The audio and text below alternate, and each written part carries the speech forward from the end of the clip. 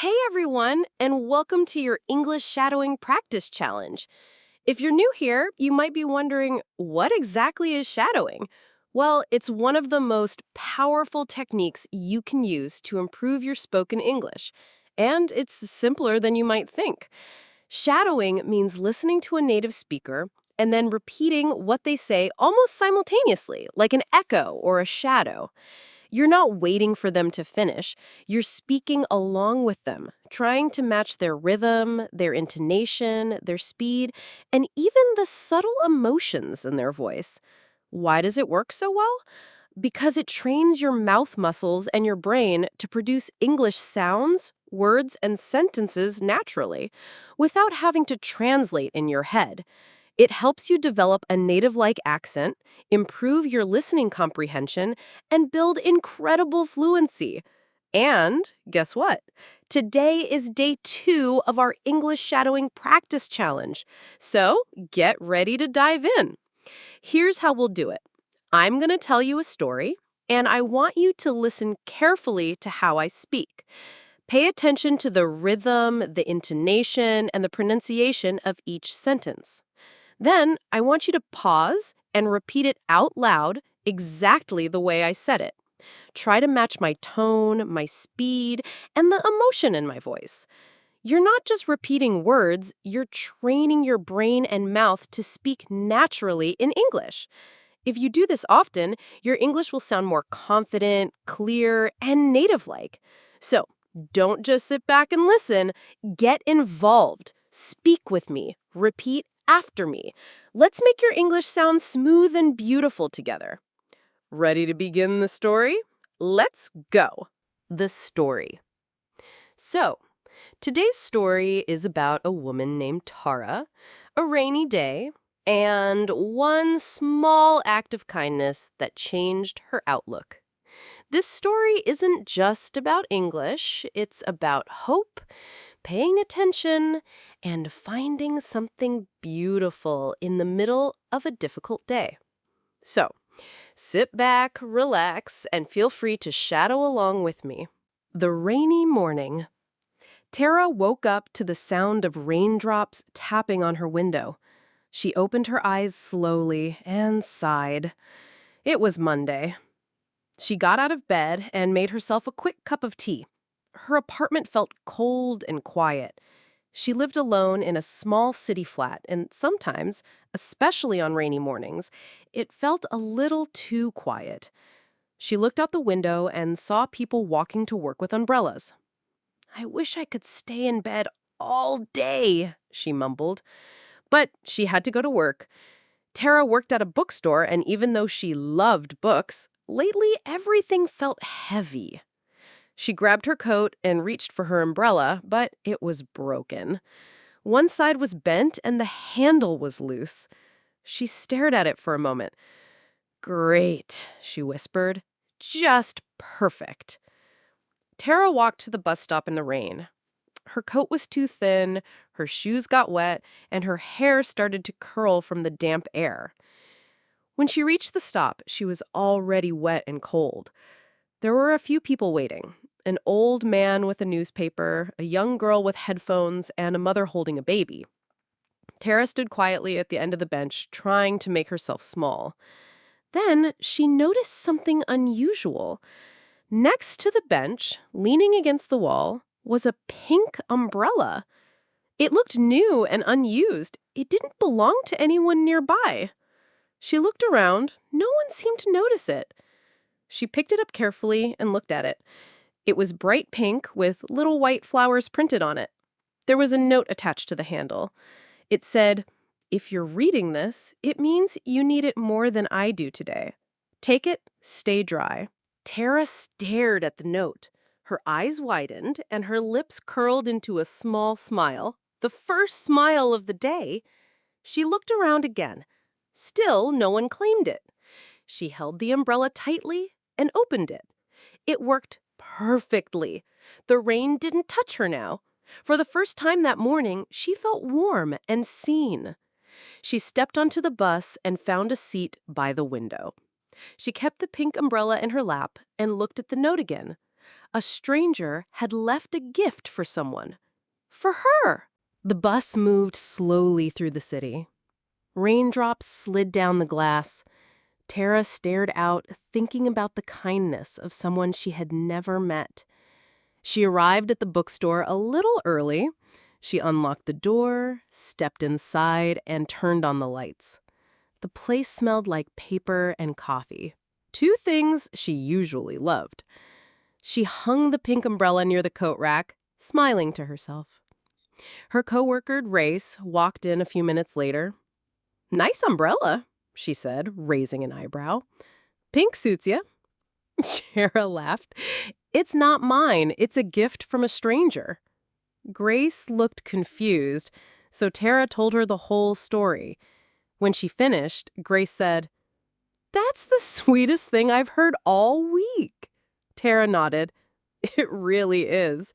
It changed my whole morning." That night, when Tara got home, she dried off the umbrella and carefully placed it by the door.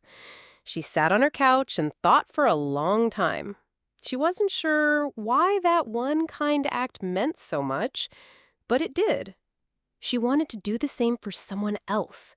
So, the next day, she left a book on the bench by the bus stop. It was one of her favorites. She wrote a small note and placed it inside the cover. "This book made me smile. I hope it makes you smile too.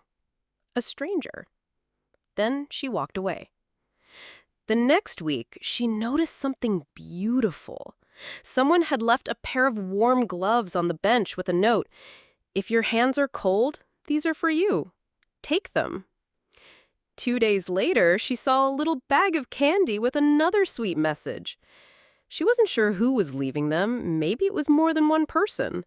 But a quiet little chain of kindness had begun, and she had been the first link.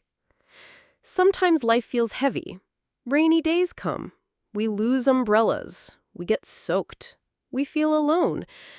But sometimes a pink umbrella waits for us on a bench, and that one moment of kindness, that one act of care, is enough to remind us people care. You're not alone, and you can pass it on. And that's Tara's story. A little moment, a little mistake, and yet it became a beautiful memory. I hope it reminded you that even on the messiest days, something kind or even a little funny can show up and change how we feel. And if you practice shadowing with me, give yourself a big high five. See how simple and how effective this practice was?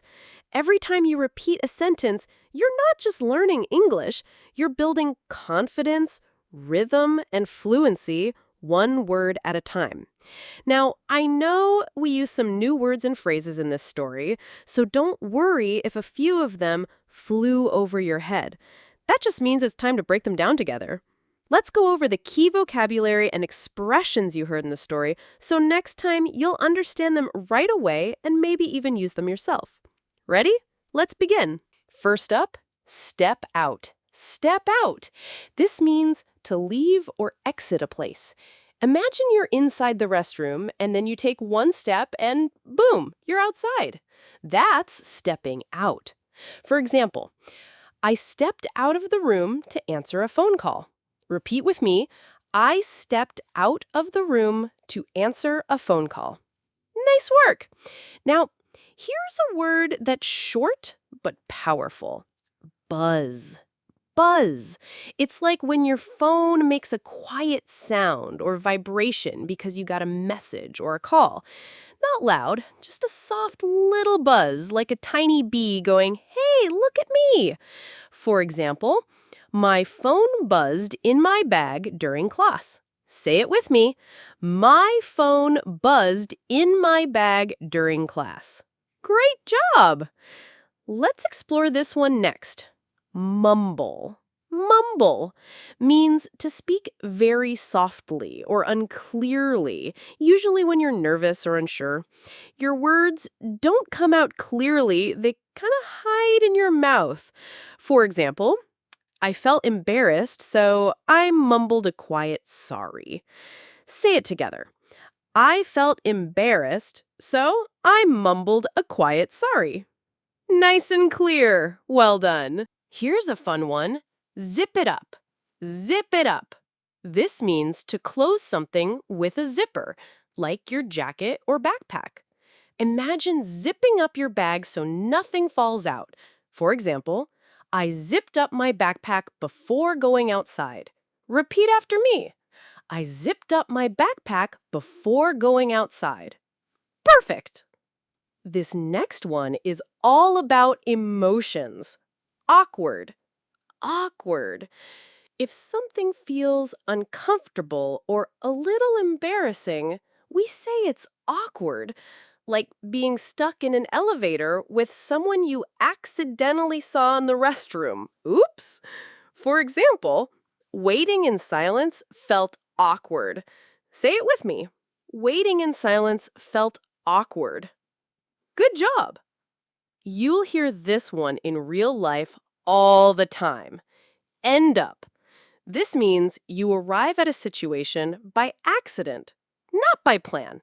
It's like when you don't check the sign and end up in the wrong place. For example, I didn't check the door and I ended up in the men's room. Let's say it. I didn't check the door and I ended up in the men's room. Excellent! All right, this one's super helpful when you're nervous. Take a deep breath. Take a deep breath. It means to calm down by breathing in slowly. It helps you pause, relax, and reset. For example, she took a deep breath before entering the room. Say it out loud. She took a deep breath before entering the room. Ah, that's better. All right, here's another one for you. Slid down. Slid down. It means to move smoothly down from a higher place to a lower one, often by accident, gravity, or without control. Think of something slipping or gliding down slowly. For example, the ice cream melted so fast it slid down the side of the cone. Ugh, sticky fingers, but a perfect image for this phrase. Let's repeat. The ice cream melted so fast it slid down the side of the cone. Sweet job. Now, this one's super relatable. Messy day. A messy day is a day when nothing goes right. Everything feels chaotic or out of control. We all have them. For example, I missed the bus, spilled my coffee, and forgot my homework. It was a messy day. Let's say it together. I missed the bus, spilled my coffee, and forgot my homework. It was a messy day. You nailed it. Here comes a fun one. High five. High five. We use this to celebrate something good, a gesture where you slap hands with someone. Let's celebrate you practicing today. For example, she got an A on her test. High five. Say it proudly. She got an A on her test. High five. Yes. And finally, one that's kind of funny. Flew over your head. Flew over your head? When something flies over your head, it means you didn't understand it. It was too fast or too tricky. For example, the joke flew over my head. I didn't get it. Try this. The joke flew over my head. I didn't get it. Great. Look at you. Amazing work today. Just by repeating and understanding these phrases, you've taken another big leap in your English journey. Which word was your favorite? Let me know in the comments. Your progress doesn't end here. To continue advancing your English skills, click on the next video or explore the additional videos I've thoughtfully selected for you. Until next time, stay curious, keep listening, and never stop growing. See you in the next one.